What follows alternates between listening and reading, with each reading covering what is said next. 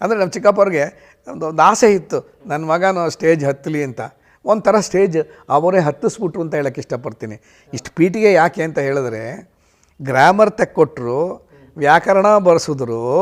ಆ ವ್ಯಾಕರಣ ಬರ್ಸಿದ್ದಲ್ದೇ ಏನೋ ಒಂದು ಮಗನೇ ಇಲ್ಲಿ ಬಂದು ನೋಡು, ಅವ್ರಿಗೇನು ಇದು ನಾನು ಆಗ್ತೀನಿ ಏನು ಮಾಡ್ತೀನಿ ಅಂತ ಗೊತ್ತಿಲ್ಲ, ಒಂದು ಸುಮ್ಮನೆ ಒಂದು ಪುಷ್ ಕೊಟ್ಟರು. ಅದನ್ನು ನಾನು ಅದರಿಂದ ಏನು ನನಗೇನು ಹೆಲ್ಪ್ ಆಗಲಿಲ್ಲ, ಮಾನಸಿಕವಾಗಿ ಒಂದು ಧೈರ್ಯ ಸ್ಥೈರ್ಯ ಅದು ಬಂತದು.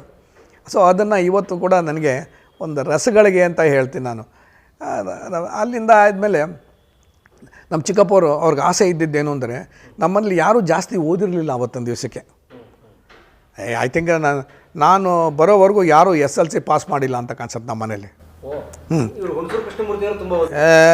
ಹುಣಸೂರು ಕೃಷ್ಣಮೂರ್ತಿಗಳು ಓದಿಲ್ಲ, ನಮ್ಮ ಅಪ್ಪನೂ ಓದಿಲ್ಲ, ಯಾರೂ ಓದಿಲ್ಲ, ಏನಿಲ್ಲ.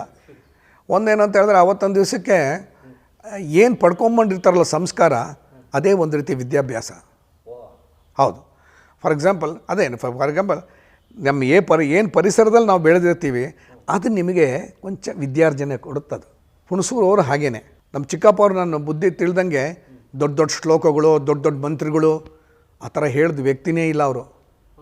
ಎಲ್ಲ ಗೊತ್ತಿದ್ದ ವ್ಯಕ್ತಿ, very very very intelligent man.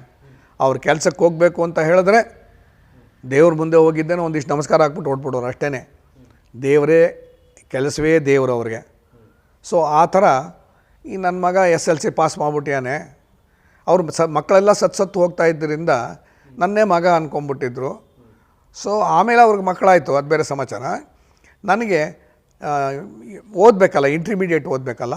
Intermediate ಓದೋಕ್ಕೆ ಅವ್ರ ಮನೆಗೆ ಹೇಳಿದ್ರು ನನ್ನ. ಒಂದು ಚಿಕ್ಕ ಮನೆ ಇತ್ತು, ಒಂದು ಅದು ಶ್ರೀನಿವಾಸಗ್ರಹಾರ ಅಂತ ಮೈಸೂರಲ್ಲಿ.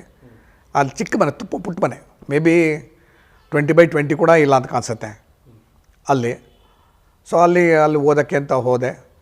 ಒಂದೇನಂತ ಹೇಳಿದ್ರೆ, ಆಗಿನ ಕಾಲದಲ್ಲಿ ಈ ಸಿನಿಮಾ ಇದೆಯಲ್ಲ, ಸಿನಿಮಾಕ್ಕೆಲ್ಲರೂ ಜಾಸ್ತಿ ಜನ ಯಾರೂ ದುಡ್ಡು ಕೊಟ್ಟು ಪಟ್ಟು ಕೊಟ್ಟು ಹೋಗ್ತಾ ಇರಲಿಲ್ಲ. ಯಾಕೆಂದರೆ ಜೀವನಕ್ಕೆ ಕಷ್ಟವಾಗಿರುವಾಗ ಇನ್ನು ಇದಕ್ಕೋಸ್ಕರ ಮನೋರಂಜನೆಗೋಸ್ಕರ ಹೋಗ್ತಾರೆ. ಕೆಲವರು ಹೋಗ್ತಾನೆ ಇರಲ್ಲ. ಕೆಲವರು ಇವತ್ತೊಂದು ದಿವಸ ಎಷ್ಟೋ ಜನ ಸಿನಿಮಾ ನೋಡಲ್ಲ. ಬೇಡ್ರೆ ಅದಲ್ಲಿ ಏನಿರುತ್ತೆ ಅಂತ ಹೇಳ್ತಾರೆ. ಮನೆ ಮುಂದೆ ಪುಕ್ಸಟ್ಟೆ TV ಇರುತ್ತಲ್ಲ, ಕೂತ್ಕೊಂಡು ನೋಡ್ತಾನೆ ಇರ್ತಾರೆ. ನಮ್ಮ ಸಿನಿಮಾಗೆ ಬರೋಕ್ಕೆ ಹೋಗಲ್ಲ ಕೆಲವರು. ಇನ್ನು ಕೆಲವರು ಮೇಲಿಂದ ಮೇಲೆ ನೋಡ್ತಾನೇ ಇರ್ತಾರೆ.